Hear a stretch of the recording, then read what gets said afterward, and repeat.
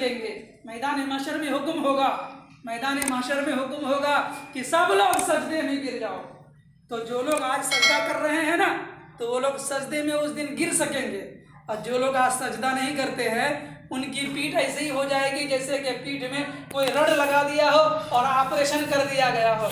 हमारे बहुत सारे भाइयों का, बच्चों का पैर में एक्सीडेंट हो जाता है तो यहाँ से लेकर यहाँ तक रड लगाया जाता है, उसका ये पैर मुड़ता है? नहीं मुड़ता है ना। कहीं बैठेगा तो पैर को लंबा करके बैठना पड़ता है कि नहीं? तो कल क़यामत के दिन अल्लाह रब्बुल इज़्ज़त हमारी और आपकी पीठ में जो लोग आज सजदा नहीं कर रहे हैं, जो लोग आज अल्लाह के घर में नहीं आ रहे हैं, जो अपनी पेशानियों को रब के सामने में नहीं झुका रहे हैं, कल क़यामत के दिन रब कहता है वहुम सालिमून, वो सही सालिम होंगे, उसके बावजूद सजदा करने की कुदरत नहीं रखेंगे। तो मेरे रब ने फरमाया आज सजदा करोगे तो कल सजदा करने की क़ुव्वत पैदा होगी, और आज सजदा नहीं करोगे तो कल सजदा करने की तौफीक नहीं होगी।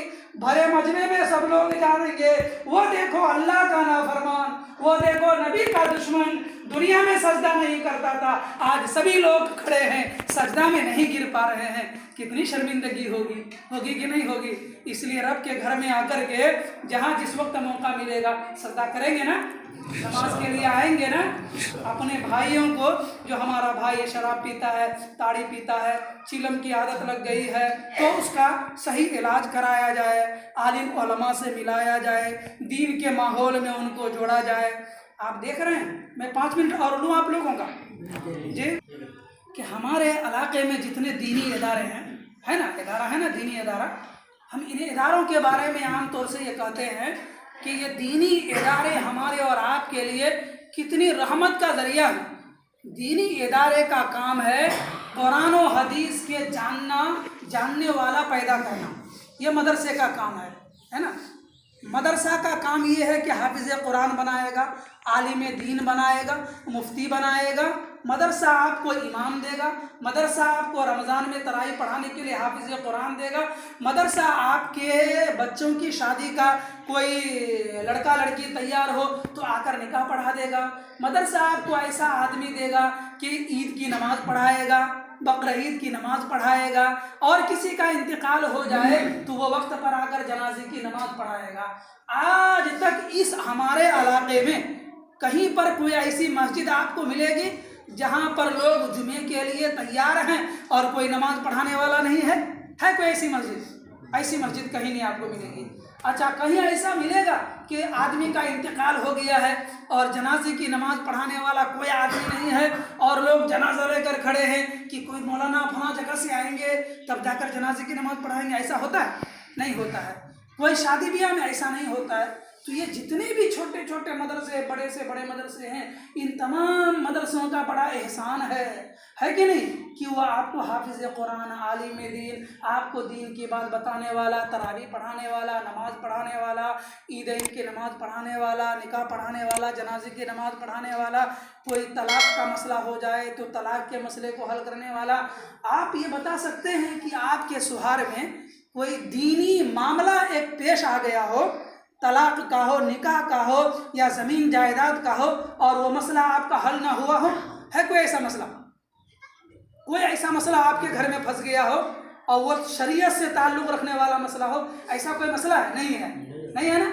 हर मसले का हल शरीयत ने आपको बताने के लिए अफराद तैयार कर दिया है। किया है कि नहीं किया है? तलाक का मामला हो जाता है तो आप जाते हैं, आपके बाप का इंतकाल हो गया तो आपके बाप की जायदाद में किसका कितना हिस्सा मिलेगा, किसको मिलेगा, किसको नहीं मिलेगा, वो सारा सब कुछ आप जान कर आते हैं। आप हज करने के लिए जाते हैं तो कैसे हज करके आइएगा, किन के साथ एक औरत को हज के लिए जाना चाहिए, ये सारे मसाइल का हल आपको कहाँ से मिल रहा है?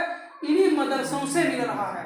मिल रहा है कि नहीं मिल रहा है? तो अब हमारा वो नौजवान जो कभी मदरसा में नहीं गया और मदरसा में नहीं पढ़ा, अब उसको शराब की कबाहत नहीं मालूम, ताड़ी की बुराई नहीं मालूम, चिलम पीने की बुराई नहीं मालूम, तो हमें और आपको क्या करना होगा कि जब वो छोटा रहेगा ना تو اسی وقت سے اس کو مکتب میں دینا ہوگا، مدرسے میں دینا ہوگا، جہاں وہ جا کر جانے گا شراب پینا حرام ہے، جہاں جا کر وہ جانے گا کہ سود کھانا اور سود لینا حرام ہے، جہاں جا کر وہ جانے گا کہ چیلم کا پینا یہ حرام ہے، جہاں جا کر وہ جانے گا کہ ماں باپ کا دل دکھانا حرام ہے، تو ان جگہوں میں ہمیں چھوٹے ہی سے اپنے بچوں کو دینا ہوگا، حافظ عالم مفتی بنانا ہوگا۔ اور جو بچہ ہمارا اب بڑا ہو گیا، مدرسے میں نہیں جا سکا، تو اب ہماری ذمہ داری ہے کہ ان بچوں کو تبلیغی جماعت میں بھیجنا ہے۔ جی 10 دن کے لیے 40 دن کے لیے بھیجیے، کسی عالم علماء سے اس کا رابطہ کرائیے، مولانا لوگوں کے پاس لے جائیے، تو انشاءاللہ وہ دھیرے دھیرے جب عالم علماء کے پاس جائے گا تو اس کا دل بھی اللہ کی طرف مائل ہوگا، برائی سے وہ بچہ دور ہوگا، نیکی سے وہ بچہ قریب ہوگا۔ تو یہ کام ہمیں اور آپ کو کرنا ہے۔ تو ہمارے سماج میں اس طریقے سے جو بچے ہیں، آپ حافظ کمال صاحب اس طرح کے تمام نوجوانوں کو جوڑیے، ٹھیک ہے؟ مولانا افضل صاحب، امام صاحب، اس طرح سے جتنے ہمارے نوجوان بچے ہیں تمام بچوں کو ایک جگہ جوڑیے، تمام نوجوانوں کو، اور ہم آئیں گے انشاءاللہ اور ان تمام نوجوانوں سے ایک ایک بچے کا ہاتھ پکڑ کر کے ان کو بتائیں گے کہ آپ کی کیا ذمہ داری بنتی ہے سماج کے تئیں، ماں باپ کے تئیں، اسلام کے تئیں۔ ان کو بتانے کی ضرورت ہے اور ان کو ہاتھ پکڑ کر صحیح راستے پر چلانے کی ضرورت ہے۔ ہم سب اگر انشاءاللہ ایسا کریں گے تو ایک بہترین معاشرہ ہمارا وجود میں آئے گا، جہاں آپ دیکھیں گے کہ کسی کے اوپر کوئی ظلم نہیں ہوگا، بلکہ ہر آدمی، اگر ایک آدمی آگے اگر آتا ہے مدد کرنے کے لیے تو اس کے پیچھے پیچھے 5 لوگ ضرور اس کے ساتھ میں مدد کے لیے تیار ہو جائیں گے۔ ہمارا ایک آدمی اگر مجبور ہوگا تو 10 آدمی اس کی مجبوری کو دور کرنے کے لیے ہمارے ہی سماج سے افراد تیار ہو جائیں گے۔ اللہ ہم سبوں کو عمل کی توفیق عطا فرمائے، ہمارے نوجوانوں کا سچا دیوانہ بنائے، اور نبی کا ہم نے کلمہ پڑھا ہے تو اللہ اس کلمے کے تقاضے کے مطابق بوڑھوں کو، جوانوں کو، بچوں کو، عورتوں کو، مردوں کو، سب کو چلنے کی توفیق عطا فرمائے۔